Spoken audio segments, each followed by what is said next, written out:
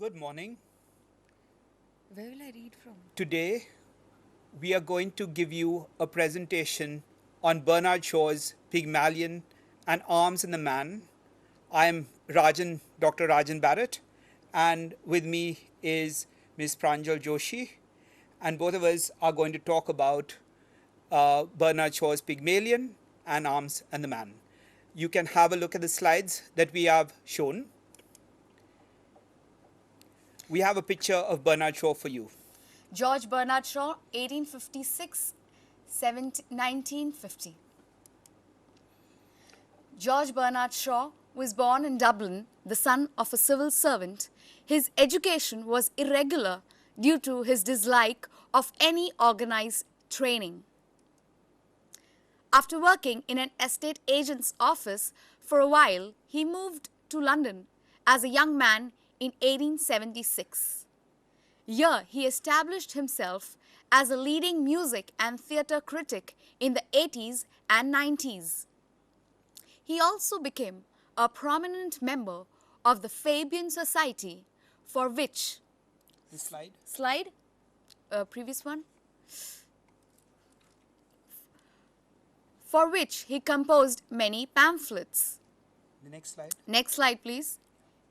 He began his literary career as a novelist and was a fervent advocate of the new theatre of Ibsen. He wrote The Quintessence of Ibsenism in 1891. He decided to write plays in order to illustrate his criticism of the English stage. His earliest dramas were called plays pleasant and unpleasant.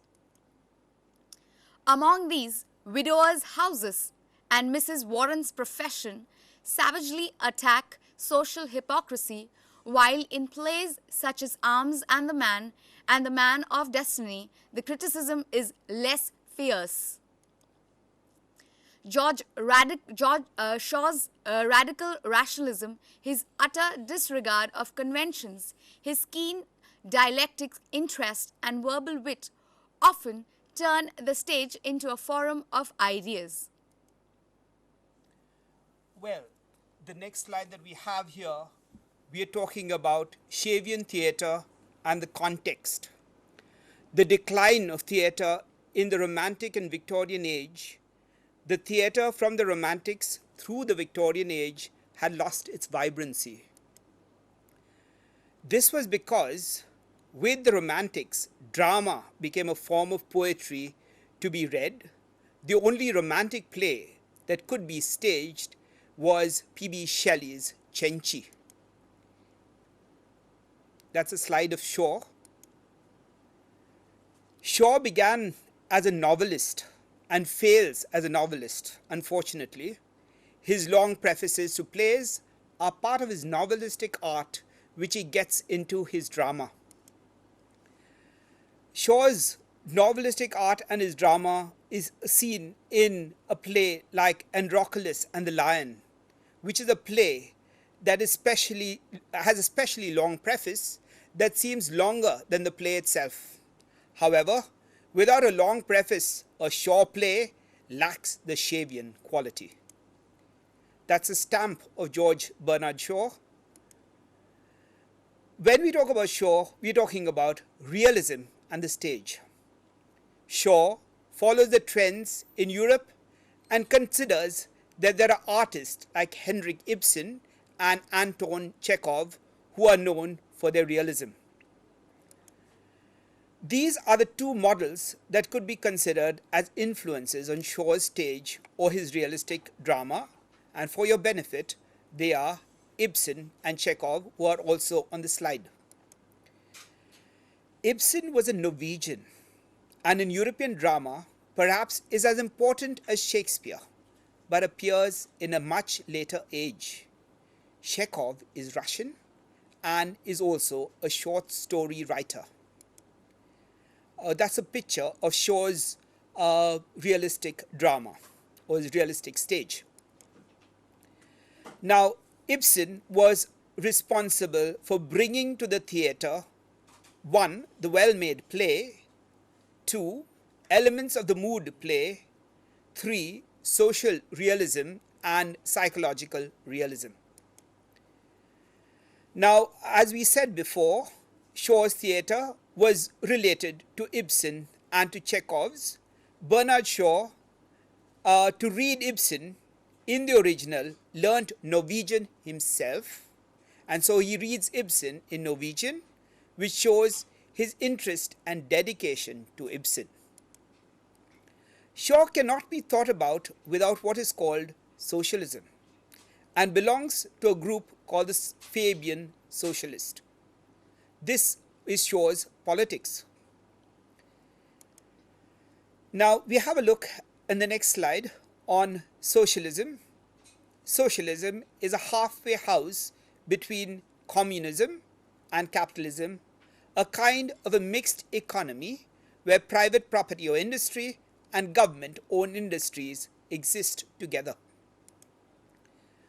Now, as far as Shaw's politics is concerned, the Fabians believed that a socialist society would eventually become a communist society. The communist society, understood in a simplistic manner, is a society in which the only enterprise is state enterprise, no private property or industry. Shaw's politics about a capitalist society is one where there is only private industry and privately held and controlled enterprise. Now, when we look at Shaw's contribution to the English stage, which is on the slide, it is true that Shaw revived English drama. This is because of his sparkling dialogues, his freshness of vision, and his contemporariness. The other important element of Shaw's contribution to the English stage, the most important contribution, was that with Shaw, the English stage largely adopts prose drama. In the slide that we have, we say that we must remember that English drama is largely in verse till Shaw's time. This changes with Shaw and is a new thing for the English stage. Now, we must remember that there is something called tragedy, a tragi-comedy. It is important to remember, however, that it is hard to write a pure tragedy or a pure comedy, and this is something that we find happen from William Shakespeare's day. None of Shakespeare's plays are pure comedies or tragedies, even though he calls them so. The tragedy of Hamlet is full of comic scenes, and Shakespeare's Twelfth Night is called a dark comedy by J.L. Stein. Shaw's Pygmalion and Arms and the Man are no exception, and they too have elements of tragedy and comedy. Pranjal, would you like to say something? I'll move on to Pygmalion directly now. Moving on to Pygmalion, George Bernard Shaw's Pygmalion first appeared in 1912. It was first performed in 1913 and was published in 1916. Pygmalion is a tragic comedy that is all about class and human relationships. Shaw was always interested in the sounds of words as well as in their sense and meaning. Shaw wrote Pygmalion on the subject of correct pronunciation. We have a postage stamp with Pygmalion, which we put up for you. Now I'll move on to the myth of Pygmalion. Pygmalion is based on the classical legend from Ovid's Metamorphoses about Pygmalion who falls in love with his own sculpture, Galatea. In the myth, Venus, that is Aphrodite, turns the statue into a living woman who then becomes Pygmalion's wife. In Shaw's play, Henry Higgins, a professor of phonetics, is supposed to stand in place of Pygmalion of the myth and is based on a real-life linguist whose name is Henry Sweet. Elizabeth Doolittle, an uneducated girl who sells flowers in a London street, stands for guillotine. Professor Higgins successfully transforms her into a high society woman. Yeah, that's one of the posters of Pygmalion, Pygmalion, the play which is staged somewhere in England. Shaw's Pygmalion, the plot. Henry Higgins, a professor of phonetics, has a bet with Colonel Pickering, a fellow phonetician, that he can transform Eliza to a convincing duchess in 6 months. Higgins teaches Eliza, whom he describes as a draggle-tailed gutter snipe, how to speak with an upper-class accent and teaches her the etiquette of upper classes until she is transformed into what is called a lady. According to the myth, Venus Aphrodite gives life to Galatea, and similarly, Higgins can metaphorically be seen as giving life to the new and improved Eliza, the Lady Eliza. Yeah, we have a photograph of one of the early players of Pygmalion, that is Maura Steadham. She plays Eliza Doolittle. Pygmalion as an adaptation. In Higgins, the audience sees a modern-day Pygmalion, a sculptor in the myth, who creates a creature for his own ambition, project, and entertainment. Higgins is a typical misogynistic male and the perfect foil or opposite to Pickering, who is a kind and a gentlemanly person. These three characters seem to balance one another out throughout the play and create an entertaining picture of high-class Victorian society. Yeah, this is how they look. Please have a look at the slide. It's a bit caricaturish, I guess, Rajan. Yes, it is. It seems in this society, appearance is everything and elegance can simply be crafted through speech and behavior. Yeah, we have a scene, a photograph in fact, of Bernard Shaw himself making notes for staging Pygmalion. So please have a look at it, right? Yeah. Shaw's views on English language.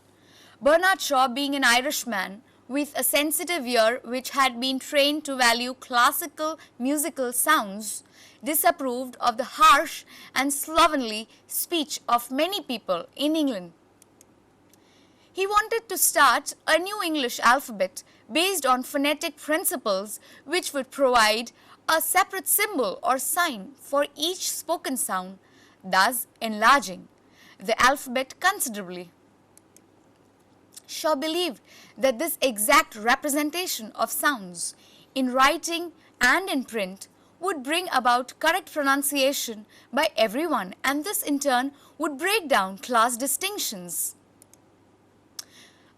Shaw's particular disagreement was with Cockney, a London dialect of English, and the language used by Eliza Doolittle. Cockney is not usually regarded as a proper dialect, but is more often condemned as a defect or a disease of speech, where the vowels are not pure and words run together, and is incoherent and unintelligible to non-Cockneys. Shaw's objective was to have a full, accurate and legible script of the English language by simplification or spelling based on phonetics. The theme of social realism. The literary technique that Shaw uses is writing colloquially, whereby he depicts the Cockney accent in his writing. This is a technique used in literature to create a vivid setting and atmosphere and helps to draw the reader into the writing. In this case, the colloquial technique not only serves these purposes but also highlights the stark difference between Eliza's Cockney accent and the upper class accent that she eventually develops. Pygmalion brings art and women uncomfortably together. Higgins's speech speeches about women are extremely offensive. For him, a woman is an inferior creature, and he actually considers Eliza a low creature. Shaw is not only looking at the idea of women as objects, but also at the role that Victorian women play in society. They dress up and act like coy dolls simply to attract a mate. Shaw brings to light the role of women in Victorian society and also the celebrity-obsessed modern society and the problems that come from this vain behavior. Shaw exposes the shallow politeness of elite society and its hypocrisy. Alfred Doolittle, Eliza's father, mocks at the conventional morality of the upper-class English society. The real humor lies in Mr. Doolittle's plight when he becomes an uncomfortable, conventional rich man after having been a poor but happy dustman. Yeah, we have a cartoon here of Shaw as a supporter of the women's suffragette movement.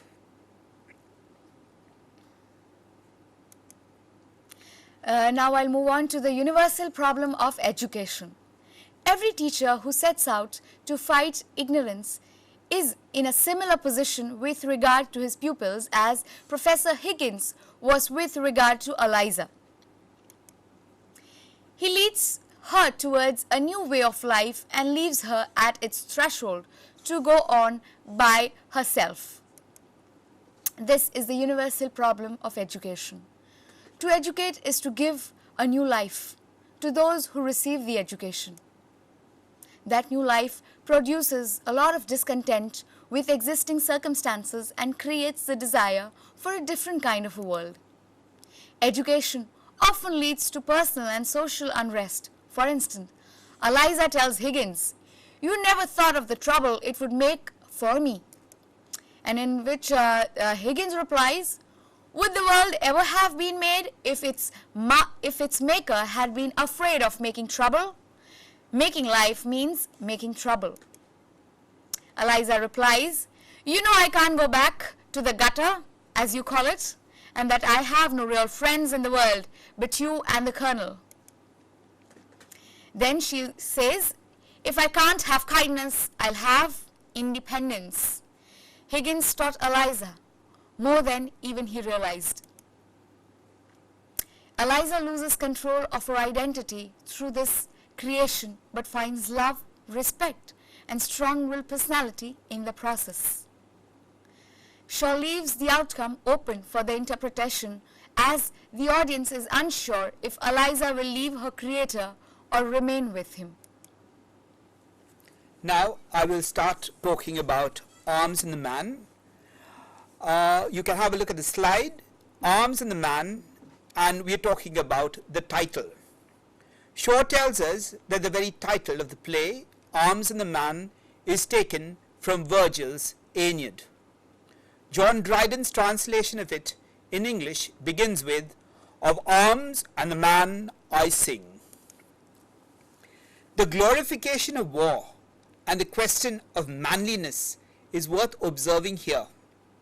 It is also worth observing that Shaw calls it an anti-romantic comedy. Well, here is a slide which gives you one of the performances of Arms in the Man.